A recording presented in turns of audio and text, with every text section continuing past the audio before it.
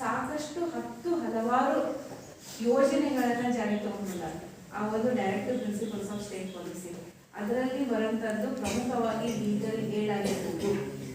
ಅದ್ರ ಜೊತೆಗೆ ಇಲ್ಲಿ ಇನ್ನೊಂದು ನಡೆಸ್ತಾ ಇದ್ದಾರೆ ಯೂನಿಫಾರ್ಮ್ ಸಿವಿಲ್ ಕೋಡ್, ಅದನ್ನ ಜಾರಿಗೊಳಿಸಬೇಕು ಅನ್ನೋದು ಈಗಿನ ಒಂದು ಸರ್ಕಾರದ ಒಂದು ಪ್ರಮುಖ ಇದು.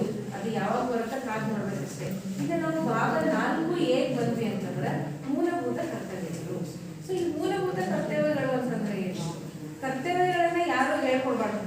ಇದು ನೋಡು, ನೀ ನಮಸ್ಕಾರ ಮಾಡಬೇಕು, ಗುಡ್ ಮಾರ್ನಿಂಗ್ ಹೇಳ್ಬೇಕು, ಗುಡ್ ಮಾರ್ನಿಂಗ್ ಹೇಳ್ಬೇಕು, ನಮಸ್ಕಾರ ಮಾಡಬೇಕು, ಇವು ಎಲ್ಲ ಏನಿದೆ ನಾವು ತಿಳ್ಕೊಂಡು ಮಾಡಬೇಕಾದಂತ ಕೆಲವೊಂದು ಕರ್ತವ್ಯಗಳು. ಇದು ನಮ್ಮೆಲ್ಲರ ಜವಾಬ್ದಾರಿ ಅಥವಾ ಹೊಣೆಗಾರಿಕೆ ಅಂತ ಕರಿತೇವೆ. ಸಂವಿಧಾನ ಬಂದಾಗ ಮೋಸ್ಟ್ಲಿ B.R. ಅಂಬೇಡ್ಕರ್ ಅವರು ತಿಳ್ಕೊಂಡ್ರು, ಯಾರಿಗೂ ಕರ್ತವ್ಯ ಹೇಳೋದು ಬೇಡ, ಹಕ್ಕುಗಳೆಲ್ಲ ಕೊಟ್ವಿ, ನಿರ್ದೇಶನಗಳನ್ನ ಕೊಟ್ವಿ, ಇನ್ನು ಪ್ರತಿಯೊಬ್ಬರಿಗೂ ಅವ್ರವ್ರ ಕರ್ತವ್ಯಗಳು ಗೊತ್ತಿದಾವು, ಪಾಪ ಎಲ್ಲ ನಮ್ಮ ಜನತೆ ನಿಭಾಯಿಸ್ತಾರ ಅಂತ ಹೇಳಿ. ಯಾವಾಗ ಮೂಲವಾಗಿ ಕಾನ್ಸ್ಟಿಟ್ಯೂಷನ್ ರಚನೆ ಆದಾಗ ಭಾಗ 4A ಇದ್ದಿದ್ದಿಲ್ಲ. ಇತ್ತ ಯಾವಾಗ